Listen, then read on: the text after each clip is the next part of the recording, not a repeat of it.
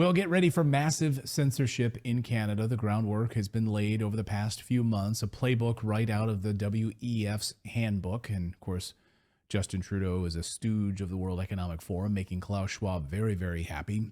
So this week, the Online Harms Bill was introduced in the House of Commons in Canada this week, and it is as bad as you think it is. In fact, our next guest calls it a monstrosity. That is David KRAYDEN, who is an independent journalist from Canada who writes at the Post Millennial and has his own YouTube channel, KRAYDEN'S Right. David, you've been watching this from the very beginning, and you've been warning us all over the past year and a half, telling us here on this show just how bad this is. Well, no one stopped it from happening, and now we see it in the House of Commons. So what does this bill purportedly do?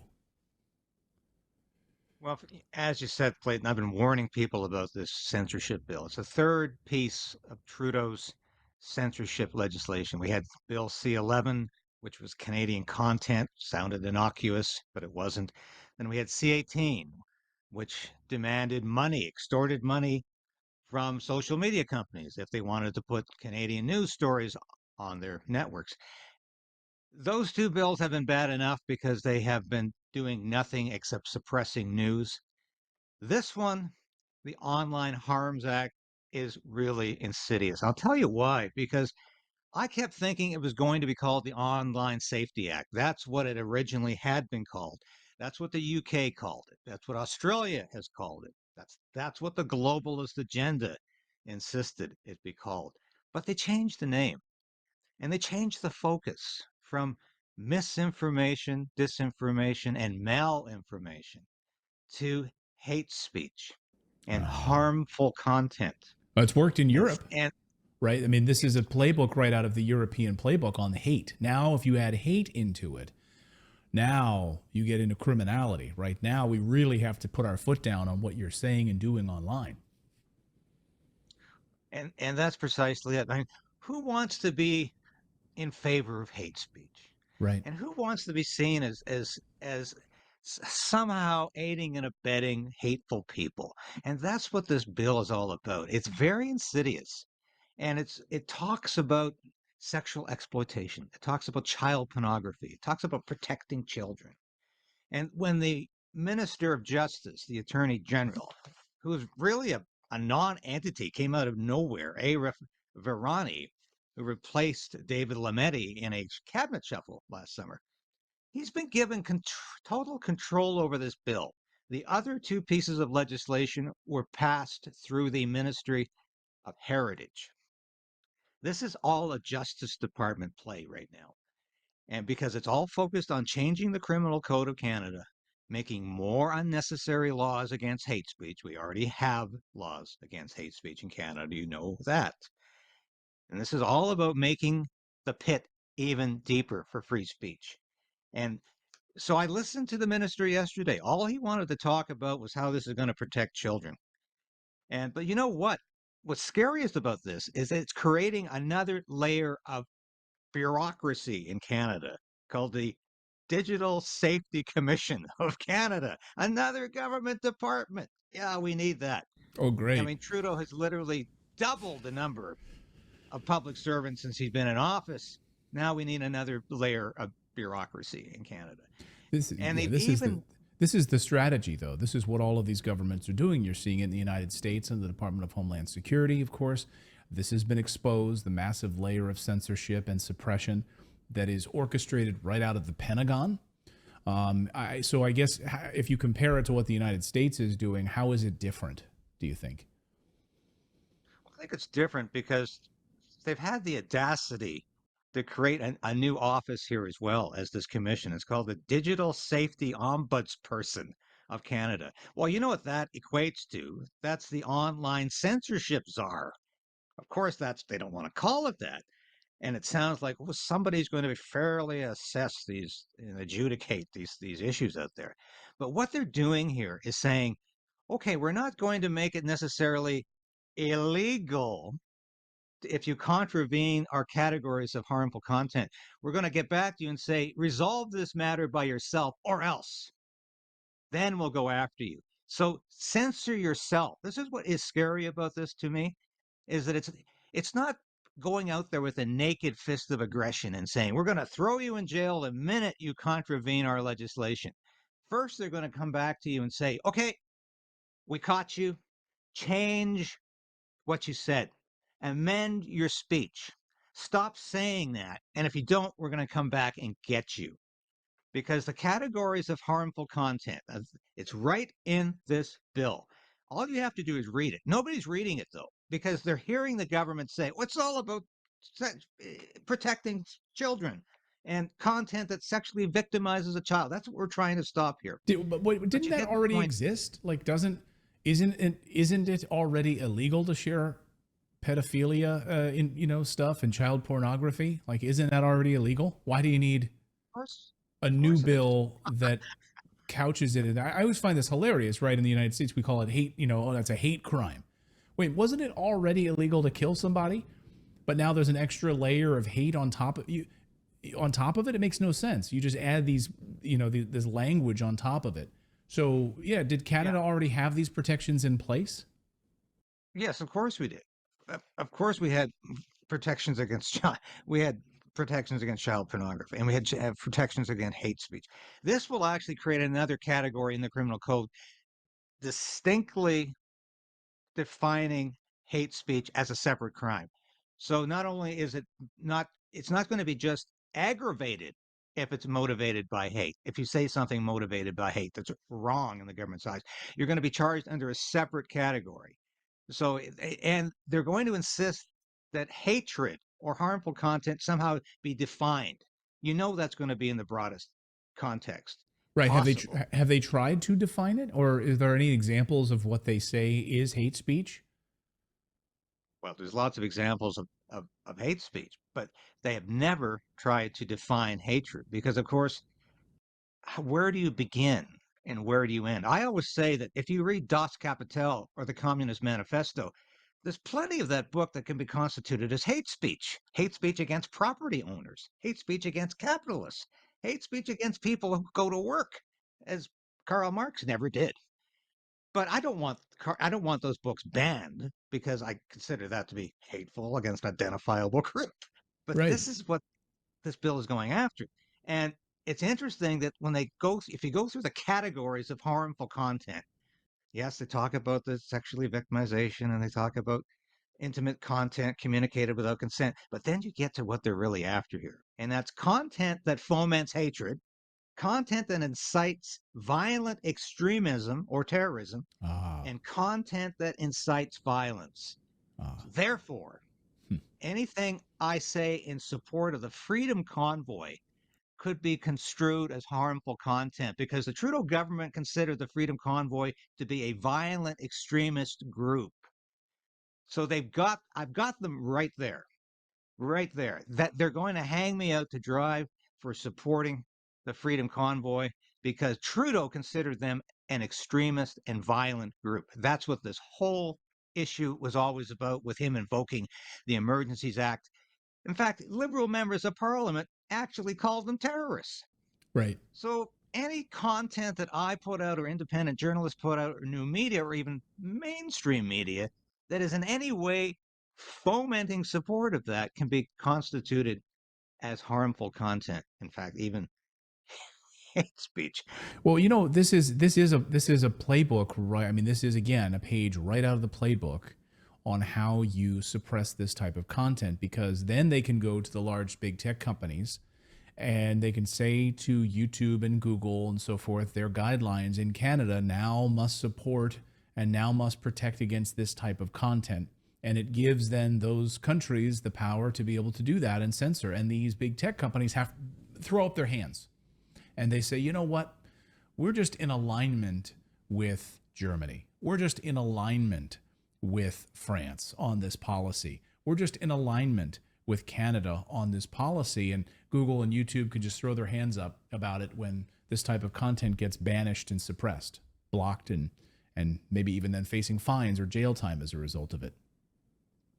Yes, and as you said at the beginning of this conversation, this is a globalist agenda. It's happening all over the world, throughout Europe, and particularly in the English-speaking democracies that used to be the bulwark against authoritarianism. If this can happen in Canada, this can happen anywhere. And of course, it has happened already throughout Europe. And there are actors in the United States who want the same kind of legislation there. And if it doesn't happen under Joe Biden, hopefully it won't happen under any successor. But this is dangerous because it's demanding self-censorship, putting a chill out there, saying So what does that you mean? better abide. You better do it. You better do it yourself. You better censor yourself. And if you don't, then we'll come after you. So you'll receive some sort of a slap on the wrist from the government, and you now need to censor yourself. You're going to have a whole just nation of sheep walking around. Well, and isn't that the essence of a totalitarian regime, Clayton, where people self-censor themselves all the time? If you talk to people who went through Nazi Germany or Soviet Russia, that's how their lives were led. They used to say the only time they could speak their minds was in bed at night, because that's the only time they really felt nobody was listening. And this is what this legislation is all about, is that we tell ourselves, oh, I can't say that.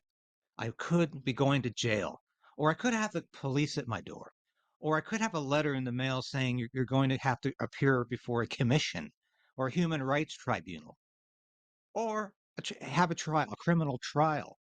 So I guess I'll just not say it. I guess I just won't criticize the liberal government today. Maybe next week, maybe next month. And that totalitarian authoritarian trend becomes ingrained in the systems, in the DNA of a population. And that's what this is all about. It's making people start to think like they live in a totalitarian regime, not just react to the laws, but be compliant and insist that people start behaving. And that's what I hate most about this. Well, I shouldn't have said hate.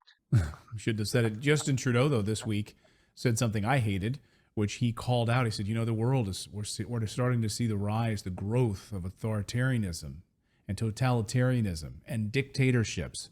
And I couldn't believe that he said this with a straight face. Listen. But I will say that in all of our democracies, in every democracy around the world, we are seeing a rising movements of either authoritarian populism or skepticism about democracy itself. And we all need to recommit ourselves to standing up, not just for Ukraine, but through standing up for Ukraine, to the very principles that make our countries strong and free. So Justin Trudeau says these comments almost, he says them with a straight face, as if he doesn't realize what's happening in his own country being led by him to clamp down on freedoms, the authoritarianism that he is presiding over in Canada. Well, he's the ultimate narcissistic politician, and he's just so politically dense. He's so politically fatuous at times.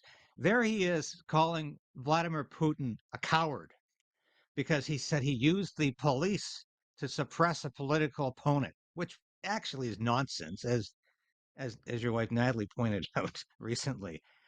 But who's the coward? Who's the one that used the full force of the state and the police against his political opponents? That was Justin Trudeau, who had the police physically beat up Freedom Convoy protesters as I stood there reporting on it, as I stood there watching. Police physically abused Freedom Convoy people while Justin Trudeau wasn't even in town to watch. So who's the coward? Yeah. Yeah, well said. He was like hiding in a cabin somewhere. No one could find Justin Trudeau.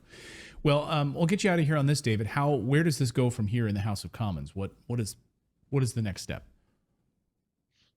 I wish I could be more optimistic. I believe Pierre Poilievre and the Conservatives will oppose this because, as Poilievre has said on many occasions, how do you define hate speech in Canada? It's anything that Justin Trudeau hates. So he's not being fooled by the hate speech label on this legislation. The problem is that the New Democratic Party, the socialists, are continuing to prop up the liberals. They just got their latest concession. More pharmacare legislation is on its way for the NDP. They're going to continue to support this government. And without the NDP relinquishing that control, I believe this legislation could pass before the next election. Now, that would be catastrophic. It would have to be repealed by the conservative government that will probably, in all probability, follow the defeat of the Trudeau Liberals. But in the meantime, we could be at the mercy of this authoritarian, dictatorial Trudeau regime. David Krayden, up in Canada, thank you so much for joining us as always. Thanks, David. Thank you, Clay. Thank you for watching this episode of Stand on Guard and being a part of the KRAYDEN'S Right channel. If you've watched this episode to this point, you've watched it all. And that's really important for a small station like this. We always say subscribe, hit the bell, be a part of the KRAYDEN resistance. Resolve to resist. That's what we're doing. And if you become a subscriber, if you're a supporter of this station or a member through Substack, through YouTube, and now you can be a local as well, that's so important to us because I couldn't do this without you.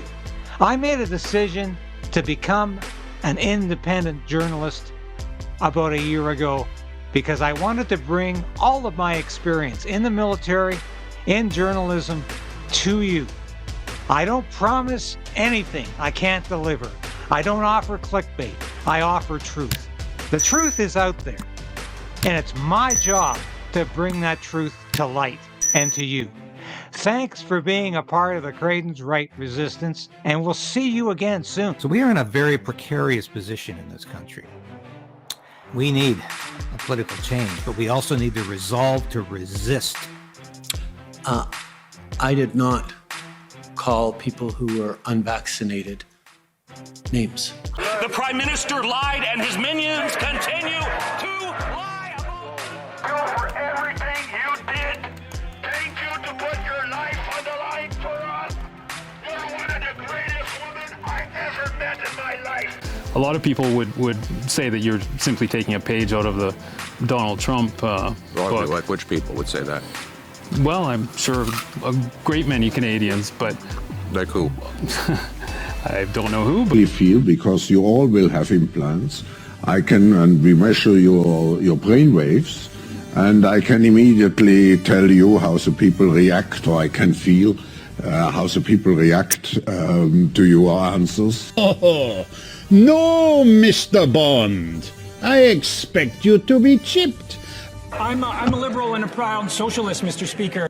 This is a Manchurian candidate. For people who don't understand the expression, I'm not talking about the movie. I'm referring to somebody who can be used as a useful idiot by another country to come out and spout these things off. He is a Marxist.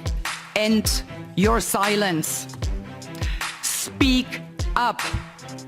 For God's sake, stop complying. Start rebelling.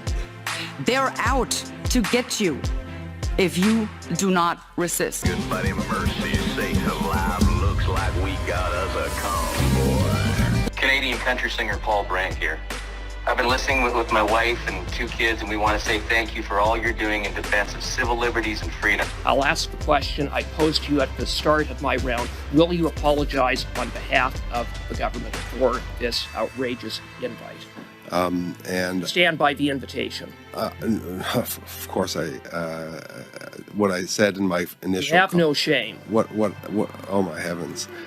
There is nothing they fear like the crystal clear sound of someone somewhere telling the truth. So it will be a world integrating the physical, biological, and the digital dimensions. So it will be a new world. Stop giving them the benefit of the doubt. Because I can tell you, you cannot comply your way out of a tyranny.